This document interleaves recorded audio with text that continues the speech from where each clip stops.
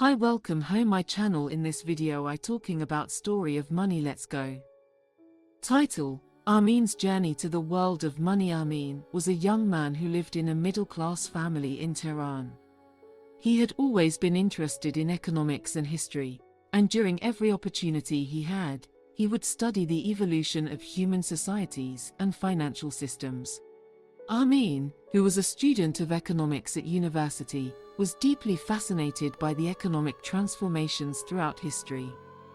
He often wondered how a simple tool like money had managed to become such a driving force for human progress.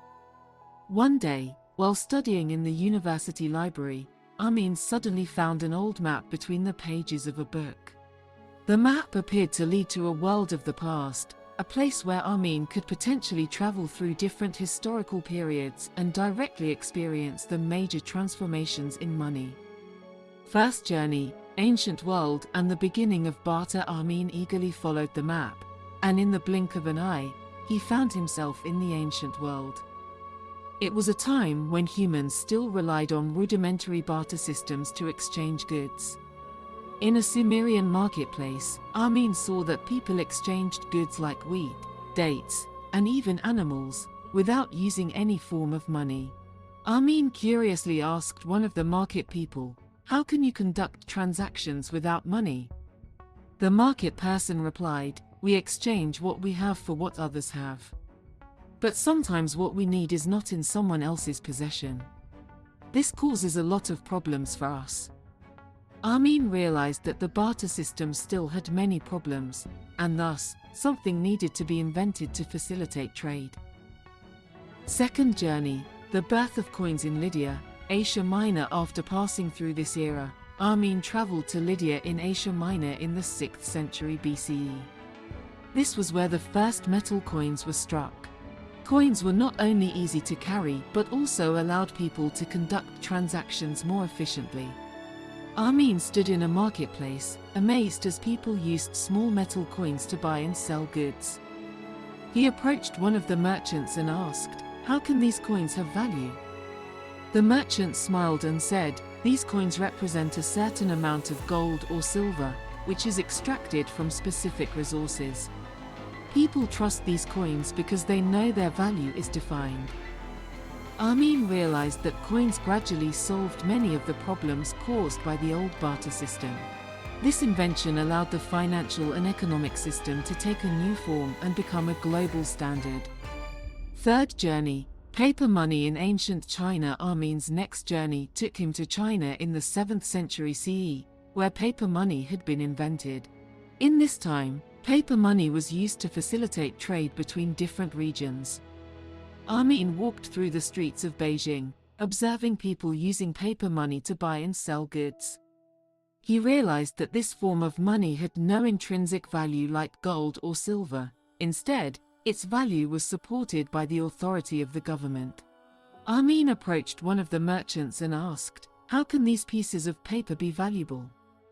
The merchant replied with confidence, "These papers represent a certain amount of gold in the royal treasury.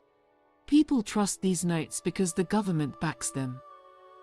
Amin thought that this invention could be the beginning of major changes in the world of money. Paper money was not only lighter and more convenient, but it also played a significant role in trade and the economy. Fourth journey: the rise of fiat money and modern financial systems. Amin traveled to the 20th century, where fiat money emerged. During this period, governments no longer used gold to back their currencies.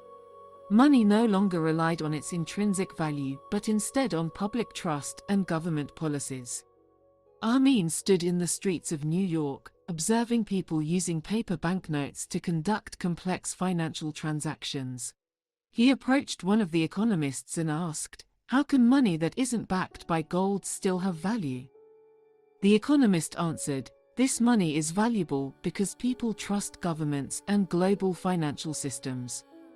If people lose trust in these systems, the money will become worthless." Amin realized that in today's world, money had become something more than just a physical commodity.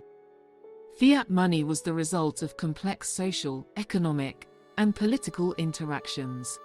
Fifth journey. The digital world and cryptocurrencies. Amin's final journey took him to the digital world, where cryptocurrencies like Bitcoin had emerged. He entered a new world, one where money was no longer just physical or paper-based but existed in a digital, decentralized form through blockchain networks. Amin approached one of the blockchain developers and asked, "How can a digital currency have value in the real world?" The developer explained, "Cryptocurrencies rely on blockchain technology, which ensures security and transparency. These currencies are not tied to any central bank or country but instead operate on a global decentralized network." Amin thought about the future of money. Would digital currencies eventually replace all the old financial systems? Return to the present. After traveling through all these historical periods, Amin returned to his present time. He now understood that money was not just a tool for trade but an evolving entity that had been shaped by social, economic, and technological developments throughout history. Amin realized that the future of money would heavily depend on innovations and digital transformations, and to succeed in this new world, he needed to always be prepared to learn and adapt to these changes.